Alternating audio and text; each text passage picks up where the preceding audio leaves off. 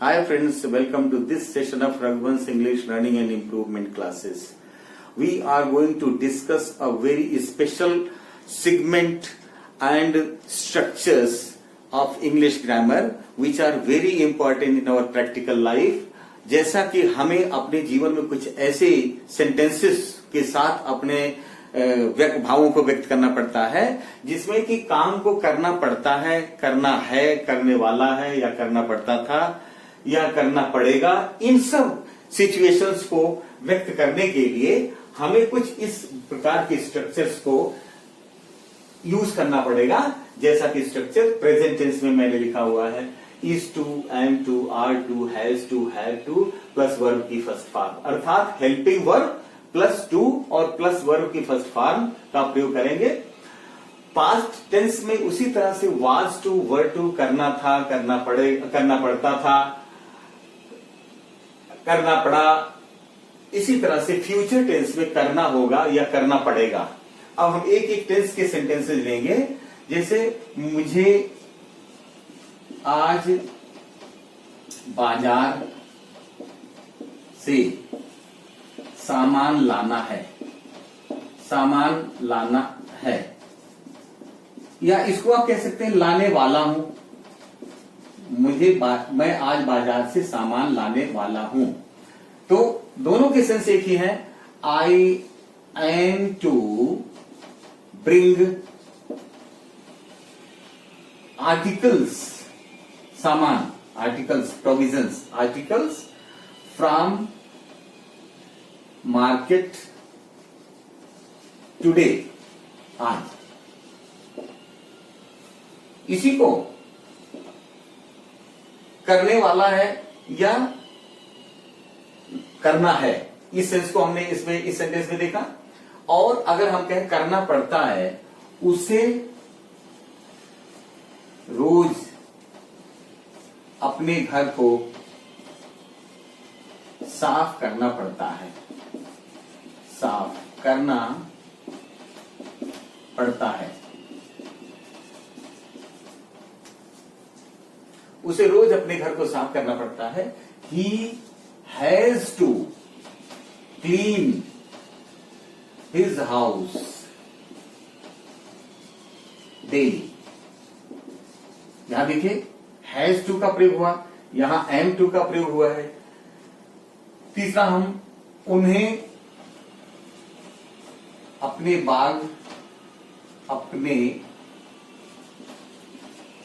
बाग की देखभाल करनी पड़ती है, देखभाल करनी पड़ती है। जहां कुछ हमें कंपल्सिव सिचुएशन दिखाई देती है, वहां हैज टू, हैव टू का प्रयोग ही करना होता है। They have to look after, they have to look after their garden, they have to look after their garden। ये हमने प्रेजेंट टेंस में is to, am to, are to का प्रयोग करते हुए, हैज टू, हैव टू का प्रयोग करते हुए सेंटेंस को देखा। जिसमें कोई काम करना पड़ता है उसमें हैज टू, हैव टू का प्रयोग करना पड़ेगा। पास्ट टेंस की सेंटेंसेस लिखेंगे।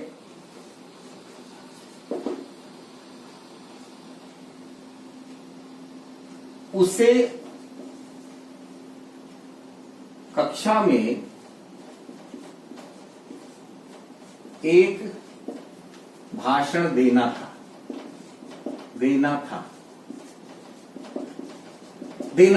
करना था।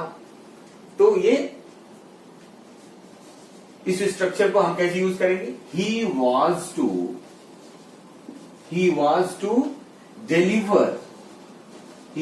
To deliver a lecture in the class,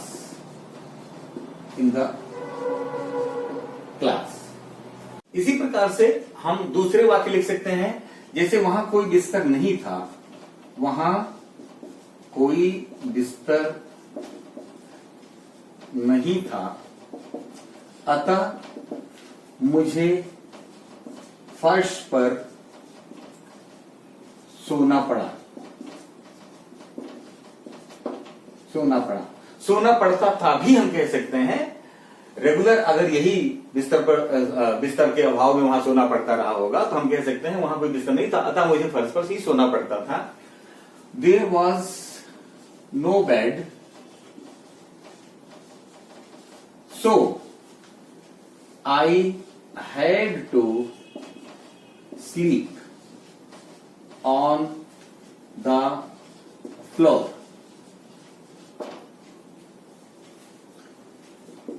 और भी बात किसमें, मेरी मां को खाना बनाना पड़ा क्योंकि नौकर छुट्टी पर था। My mother had to cook food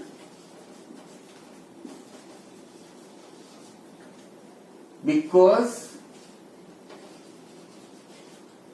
the servant was on leave, छुट्टी पर था। इस प्रकार से अब पास्ट टेंस के इन प्रकार के सेंटेंसेस को डील करने के बाद, इनके सेंस को समझने के बाद अब हम फ्यूचर टेंस के सेंटेंसेस लिखेंगे। उससे कल अपने दोस्त की पार्टी अटेंड करनी पड़ेगी। He will have to, future tense का वाक्य है, will have to attend his friend's party, friends apostrophe s, friends party। मेहमानों के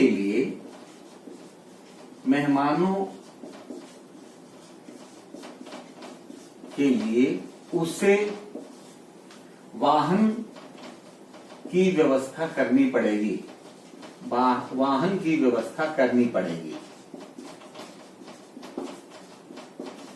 यहां देखा, उसे पहले तो हम सब्जेक्ट लेंगे, ही विल हैव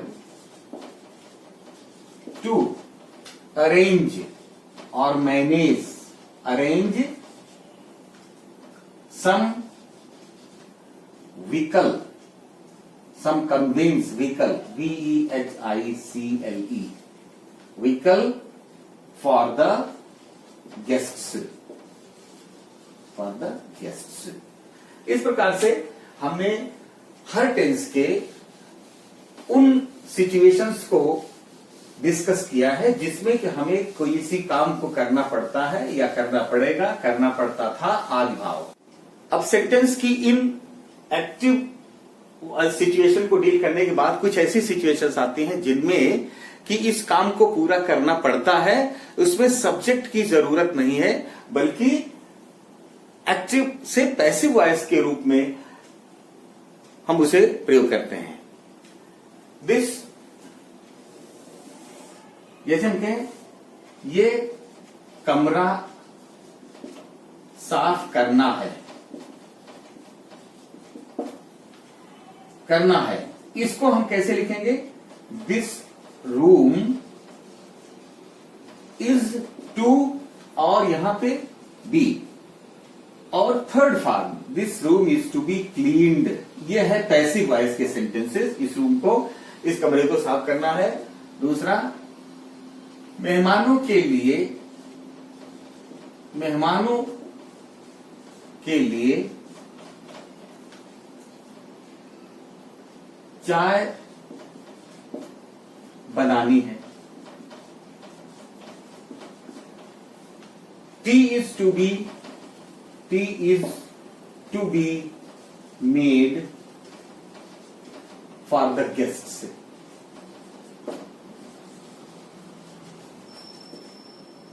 इस काम को कल करना पड़ेगा, इस काम को कल पूरा करना पड़ेगा, करना पड़ेगा। अब इसमें सब्जेक्ट नहीं है, अर्थात इस काम को पूरा करना, ये पैसिव वॉइस में लिखा हुआ है, this work will have to be done, will have to be done by tomorrow, कल तक पूरा करना है, बाय टुमारो। छात्रों को 10 तारीख के पहले फीस जमा करनी पड़ेगी, फीस जमा करनी पड़ेगी। Students will have to be, sorry, इसको हम, क्योंकि ये एक्टिव में लिखा हुआ है और एक्टिव में आप इसको बना सकते हैं, students will have to deposit the fees before 10th of this month. लेकिन हम अगर इसको पैसिव वॉइस में कहें कि फीस 10 तारीख तक जमा करनी है, करवानी पड़ेगी, तो हम कहेंगे fees of the students will have to be deposited by 10th of this month। कुछ ऐसे सेंटेंसेस लेंगे जिनमें कि हम प्रैक्टिकली किसी काम को करने के लिए उस स्थिति को शो करेंगे। जैसा पंखे की मरम्मत की जानी है। How will you write this sentence? The fan is to be repaired, is to be repaired, करनी है, जानी है। दूसरा सेंटेंस, फसलों को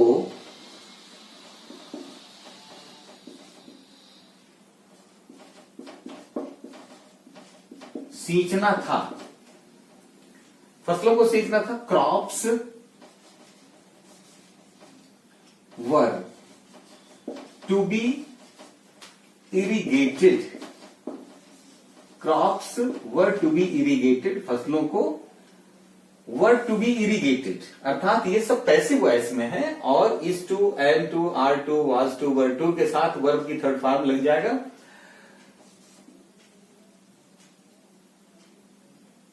कल इस काम को पूरा करना पड़ेगा। This work